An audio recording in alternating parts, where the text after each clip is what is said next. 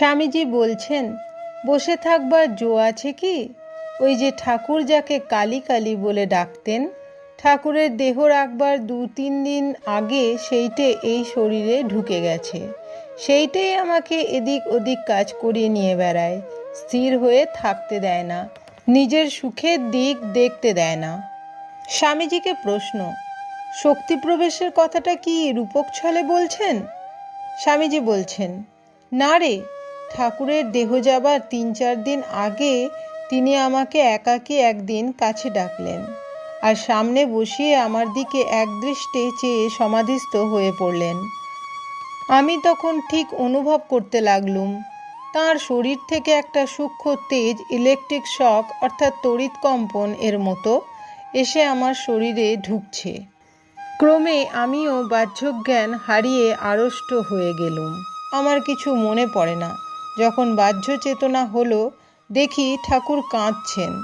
জিজ্ঞাসা করায় ঠাকুর সস্নেহে বললেন, আজ যথাসর্বস্ব তোকে দিয়ে ফকির হলুম। তুই এই শক্তিতে জগতের অনেক কাজ করে তবে ফিরে যাবি। আমার বোধ হয় ওই শক্তি আমাকে এ কাজে সে কাজে কেবল ঘুরোয়। বসে থাকবার জন্য আমার এ দেহ হয়নি। স্বামীজিকে প্রশ্ন, ঠাকুর যে পূর্ণব্রহ্ম ভগবান এ কথা তিনি আপনাকে নিজ মুখে কখনো বলেছিলেন কি? স্বামীজি বলছেন, কতবার বলেছেন, আমাদের সবাইকে বলেছেন। তিনি যখন কাশীপুরের বাগানে যখন তাঁর শরীর যায় তখন আমি তাঁর বিছানার পাশে একদিন মনে মনে ভাবছি, এই সময় যদি বলতে পারো আমি ভগবান, তবে বিশ্বাস করব তুমি সত্য সত্যই ভগবান। তখন শরীর যাবার 2 দিন মাত্র বাকি। ঠাকুর তখন হঠাৎ আমার দিকে চেয়ে বললেন, যে রাম যে কৃষ্ণ সেই ইদানিং এ শরীরে রাম ও কৃষ্ণ, তোর বেদান্তের দিক দিয়ে নয়। আমি শুনে অবাক হয়ে রইলুম। প্রভুর শ্রীমুখে বারবার শুনেও আমাদেরই এখনো পূর্ণ বিশ্বাস হলো না। তা অপরের কথা আর কি বলবো। আমাদেরই মতো দেহবান এক ব্যক্তিকে ঈশ্বর বলে নির্দেশ করা ও বিশ্বাস করা বড়ই কঠিন ব্যাপার।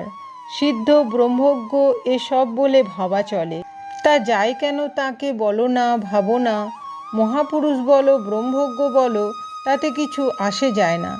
কিন্তু ঠাকুরের মতো এমন পুরুষোত্তম এর আগে জগতে আর কখনো আসেননি। সংসারে ঘোর অন্ধকারে এখন এই মহাপুরুষই জ্যোতিস্তম্ভ স্বরূপ। এর আলোতেই মানুষ এখন সংসার সমুদ্রের পাড়ে চলে যাবে। তাঁর জীবদ্দশায় তিনি কখনো আমার প্রার্থনা গড়মঞ্জুর করেননি। আমার লক্ষ অপরাধ ক্ষমা করেছেন। এত ভালোবাসা আমার বাবা মাও কখনো বাসেননি। এ কবিত্ব নয়, অতিরঞ্জিত নয়, এটা কঠোর সত্য এবং তার শিষ্যমাত্রেই জানে। বিপদে প্রলোভনে ভগবান রক্ষা করো বলে কেঁদে সারা হয়েছি, কেউই উত্তর দেয়নি।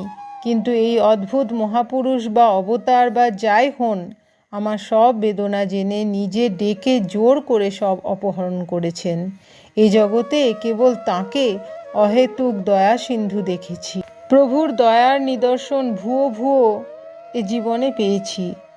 তিনি পিছনে দাঁড়িয়ে এসব কাজ করিয়ে নিচ্ছেন।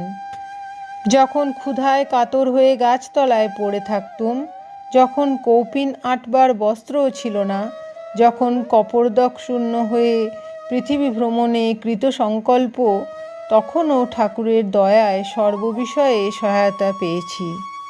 আবার যখন এই বিবেকানন্দকে দর্শন করতে চিকাগোর রাস্তায় লাঠালাঠি হয়েছে, যে সম্মানের শতাংশের 1/4 পেলে সাধারণ মানুষ উন্মাদ হয়ে যায়, ঠাকুরের কৃপায় তখন সে সম্মানও অক্লেশে হজম করেছি। প্রভুর ইচ্ছায় সর্বত্র বিজয়।